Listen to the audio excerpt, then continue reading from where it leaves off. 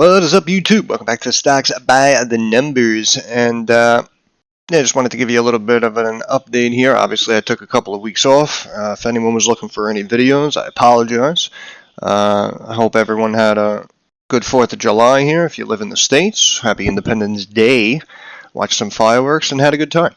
But we are back to work here. I just wanted to make a quick video today. I know today is Friday the 15th, and we're going to go back into it heavy starting next week. I'm going to try to start making maybe a couple of videos a day and really try to keep you guys updated, especially on some of the big names. I know a lot of people are trading like Tesla and a lot of these tech names, so possibly try to do like daily videos or maybe every other day, giving updates on a lot of these more popular tech companies that I know you guys are playing.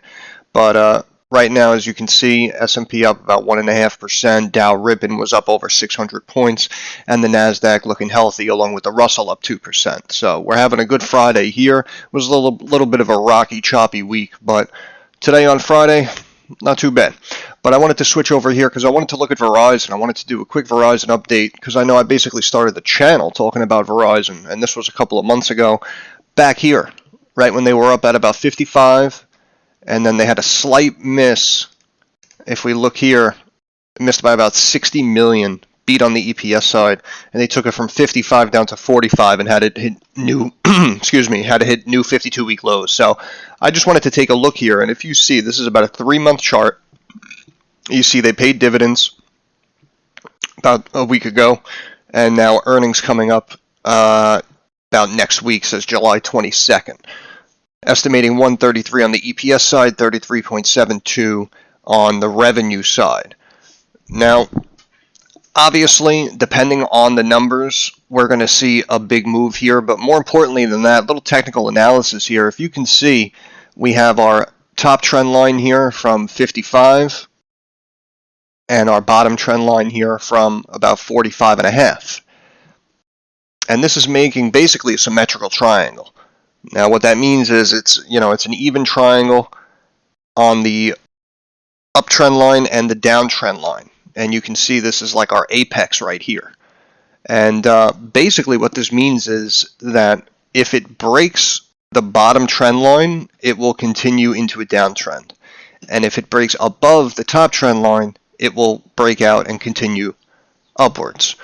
So, in my opinion, I think they might keep it tight in this range going right into earnings, and they're going to wait for those numbers. Now, it's kind of hard for me to tell you if it's going to go up or if it's going to go down from here, because as I just said, with this triangle, it can kind of break out in either direction. And last quarter, as we saw here, the numbers really weren't that bad, but they beat it up and brought it down to a new 52-week low. However, they did pump it up to 55 going into earnings. So, you might potentially see like a trader's stock here, where it could potentially break up out of this triangle and get up to maybe 52, 53 going into these earnings. And then these numbers are really going to tell you where the stock is going to go for the next couple of weeks after that. But, I was always a believer in Verizon because they have a good company. They provide a service that I know, millions of people use, and they have Fios, and a lot of these companies, these telecom companies, they have multiple avenues of revenue. And if you're bringing in $30-35 billion a quarter, I mean, it's definitely nothing to sneeze at. I know the last time we looked at the actual numbers of Verizon, a lot of the numbers looked attractive. For as long as I can remember, Verizon had a very low PE, and they just kind of keep it stable. It pays a very healthy dividend. And, that might be why they don't move it that much here. You can see a 5% dividend here. But, I mean, $30 billion a quarter, let's say. 4 quarters is $120 billion in revenue for the year. And right now you see a market cap here, $213 billion. So they're trading like a little less than 2 times total revenue. So, you could make the argument over the years that it's going to climb and possibly, get up into like the 60s just because it's undervalued. And it's absolutely possible. However, I have a little conspiracy theory on Verizon. I have a feeling that it's one of the companies that are in a lot of people's 401ks and a lot of people's retirement accounts. So perhaps that's the reason why they kind of just like keep it flat and keep it in this tight range of like high 40s to like low 50s, right? They never really have it like break up too much, and they never really have it break down too much. You know, when I first started making the videos, I think it was here when it pulled back like 2-3 days in a row. And then it was down below 50, and then it started to hit like 47, and I like stepped in like here, and I was like, you know, below 47, oh, that's a buy, you know, I'm stepping in, I'm buying some calls, and then they took it even lower to 45.5 before they eventually started to let it rebound. You know, in the long run, personally, I made a couple of bucks on the calls, but, you know, that's neither here nor there. But, yeah, a company like Verizon, this is, I would label it as like a safe haven, even though obviously there's no such thing. But the one thing I like about Verizon is, as I said, it kind of stays in a tight range. So if you have like a long-term position that you're like constantly adding to you know, increase your shares over time, collect those dividends, you know, it's like if it pulls back, like it doesn't hurt that much for your position.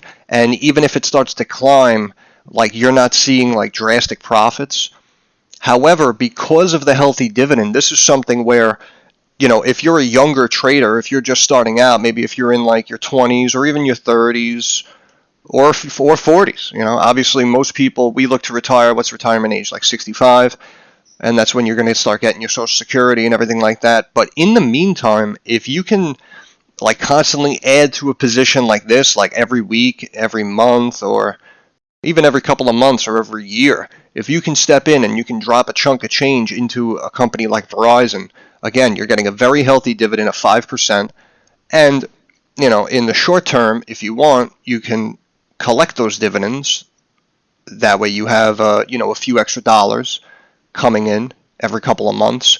Or you can do the DRIP, and the DRIP, the DRIP program stands for Dividend Reinvestment Program. And basically all the money that they would pay out on your shares, you're reinvesting into more shares, right? And that's how you start to compound the position years over years over years. So if you're constantly adding, you know, every month or every year, let's just say a couple of $1,000s, and you're buying some shares, remember, 5% of your position can either be collected with a check or you can purchase more shares. So if you're just constantly dripping into a situation like this, you know, you're going to find yourself over the years with a healthy amount of shares because you constantly reinvested into more shares. And then when you're older in retirement age, if you want, you can maintain the position and then just switch it over to the income. So now, you know, whatever it is, you know, 100,000 in Verizon, and, you know, now you're getting, you know, 5,000 just for having those shares and owning the position.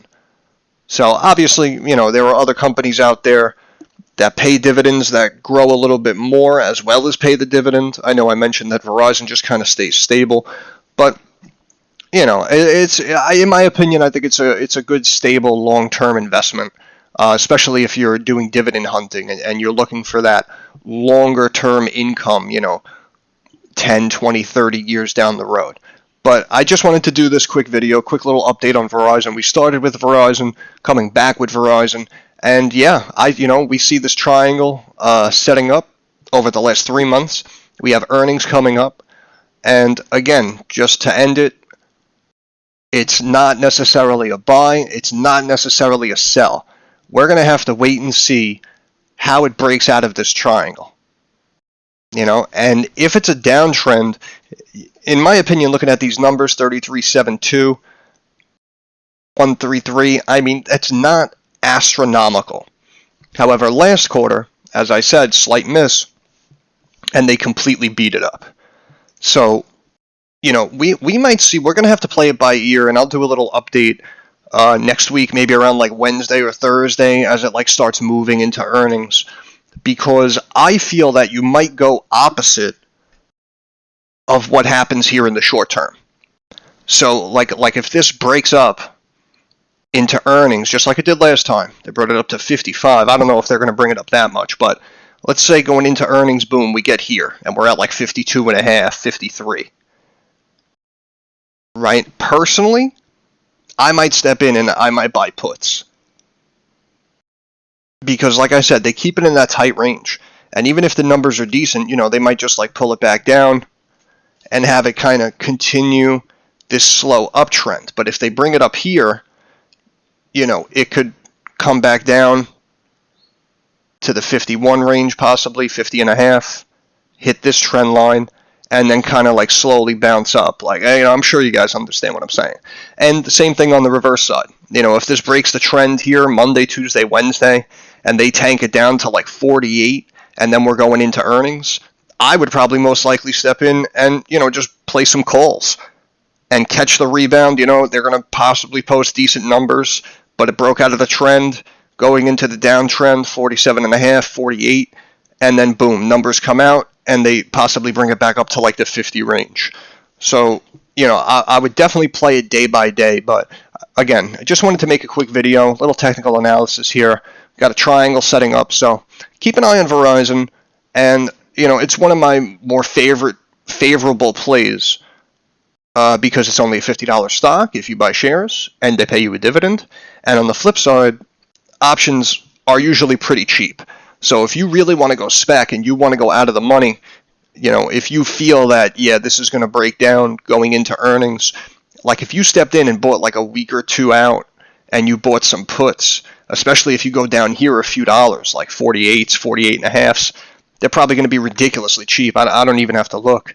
And even if you play close to the money, I mean, even a situation like this here at 50.91, like next week, like 50s might be between like $20 and $30 or something like that. So, it's a cheaper play for a lot of people who don't have a lot of buying power right now, and also a cheaper play for, younger traders, anyone who has smaller amounts of cash on hand, or people who are a little nervous about the market because it's been a little rocky.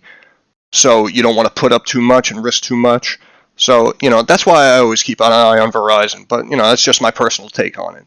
But again, we'll keep an eye on it next week, and I'll probably repost the video Tuesday, Wednesday, Thursday. I'll keep you guys updated, and we could discuss, how we look moving forward in Verizon and how we could possibly play it. But once again, this is Stocks by the Numbers. I want to thank you guys for stopping by.